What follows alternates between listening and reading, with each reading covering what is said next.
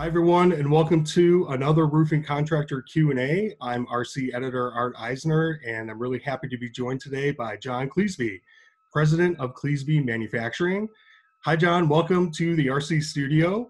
Tell us quickly a little bit about what Cleasby Manufacturing does.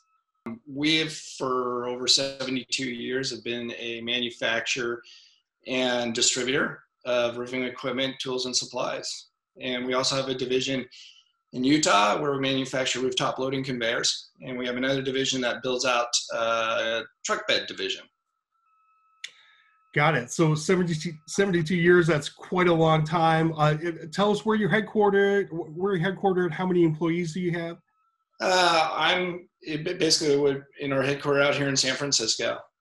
And right now we've got around 50 employees out of all three companies. So take us back to the start of 2020. What were some of the things you were looking forward to, and what was the company outlook at the start of the year? 2020, the outlook was very good for us. 2016, 17, 18, we had some really good years. 19 was a little off year as predicted. It's very typical, cyclical in our business pattern. So 2020, orders were already coming in. We had already had some rather significant contracts booked for 2020. So we're looking forward to a very good year. And it's still not too bad. Got it. So obviously the big wrench in the system was COVID-19, which really started to settle in across the country in mid-March. Obviously, you're in California, which was hit very hard by the virus, and early on, really some of the harshest shutdown orders were in place. Tell us what that was like, and how did that impact your business? Yeah, when got the infamous date, it was March, I believe, 15th, out here in the Bay Area, the infamous counties of 7, as they call it. Very strict. We were the first ones in the nation to shelter in place completely.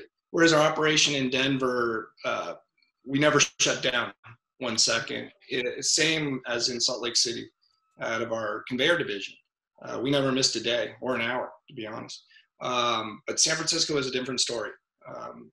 We didn't know what to do. I kind of joke on that 15th, I think it was a Tuesday. I think I opened and closed our business, I don't know, 5 times, we're legit, or we're essential, we're not essential. That was the whole definition, and that took about 2 weeks to figure out whether or not we were truly essential. We kept working, a basis. I had a lot of people working from home. I actually had to lay off my whole crew for about a week and a half, and we came to a stop, and business virtually came to a stop here in the Bay Area. So it was tough.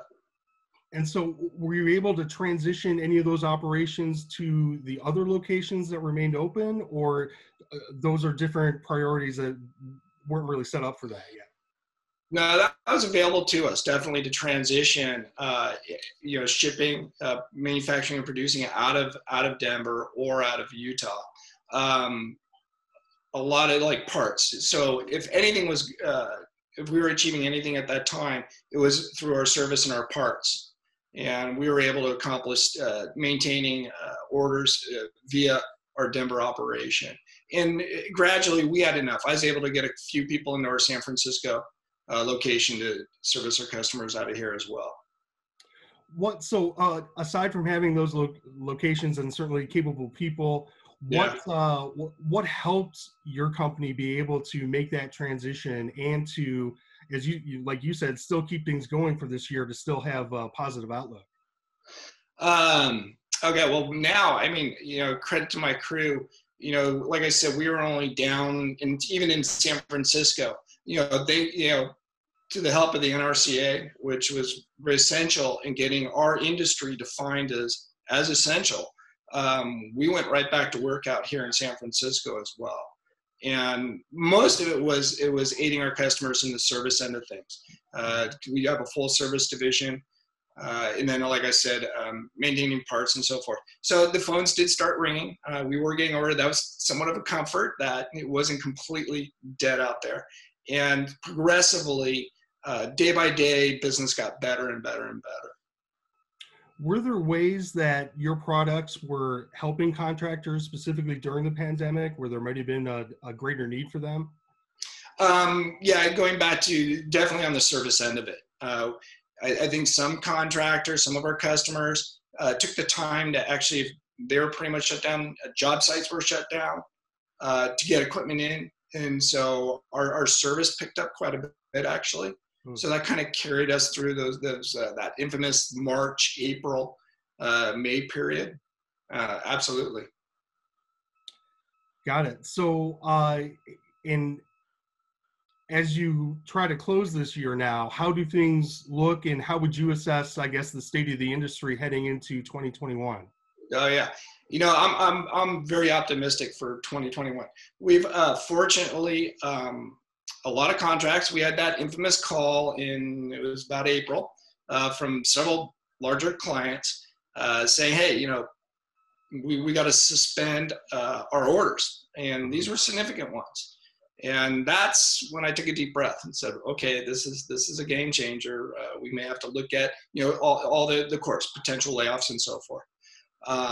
Fortunately, we made it through that. Orders actually started to continue, and just recently, in the last month, a lot of these larger orders are back on track now. We've actually picked up quite a bit of work for the first of the year. So I'm really optimistic going forward. I do serve on several boards out here in California, and the input from roofing contractors is good. The word backlog. We at least out here on the West, and I know in the Denver area, a lot of our customers have backlogs. A lot of the distributors that we deal with out here and in the Midwest said, a couple of them mentioned to me last week that they had a really good month. So we're still going along, and next year, with the pandemic on top, I think next year, I'm looking forward to a decent year, just like 2020. I mean, we had the orders. Now they're going to just go right on over into 2021. So I'm far more optimistic about it than I was, let's say, 3 months ago, 4 months ago.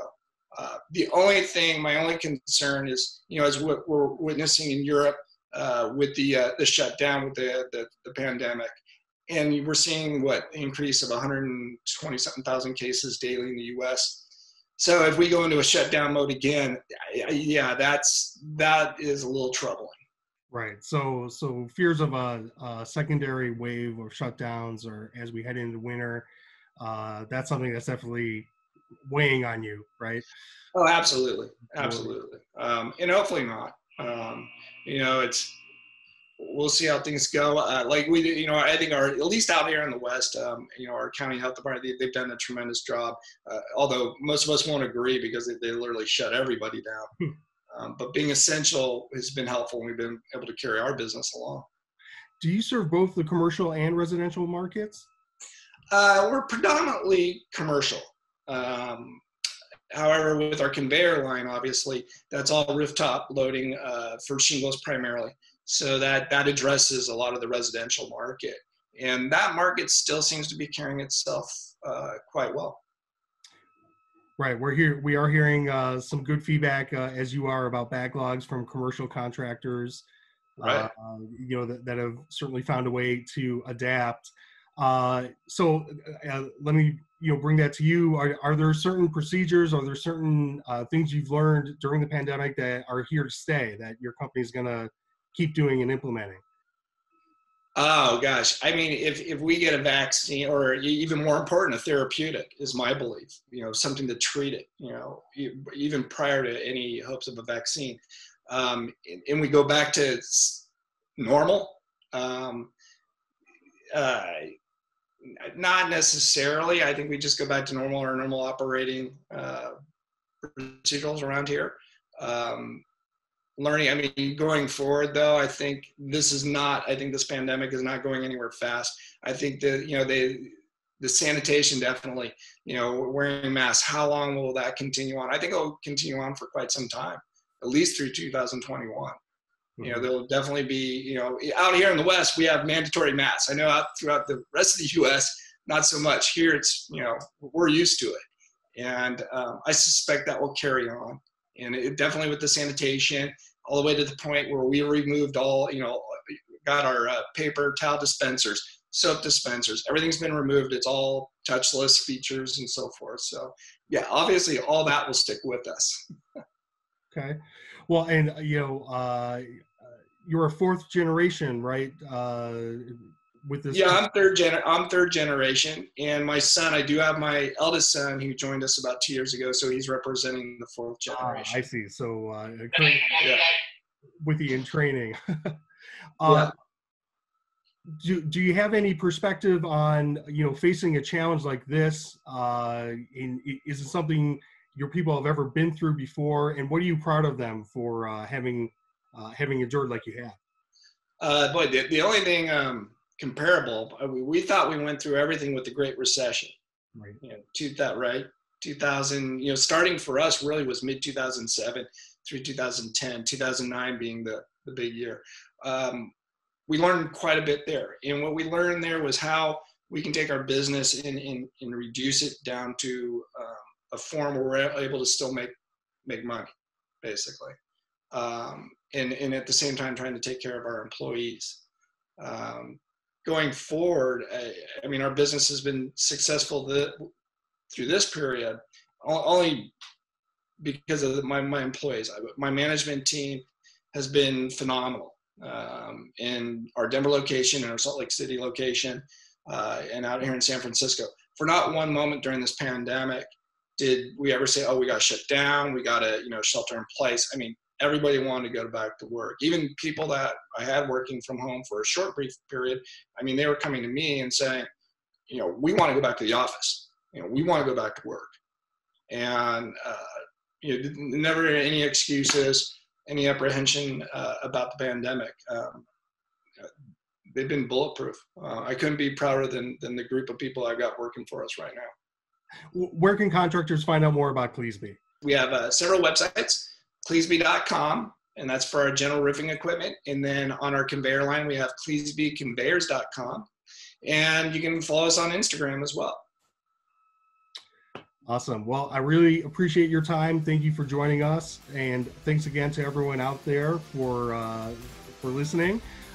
Please check back at roofingcontractor.com for more coverage of the industry, and be sure to sign up for our new digital edition by hitting the subscribe button. That's towards the top and to the right. Please stay safe, and we will see you next time.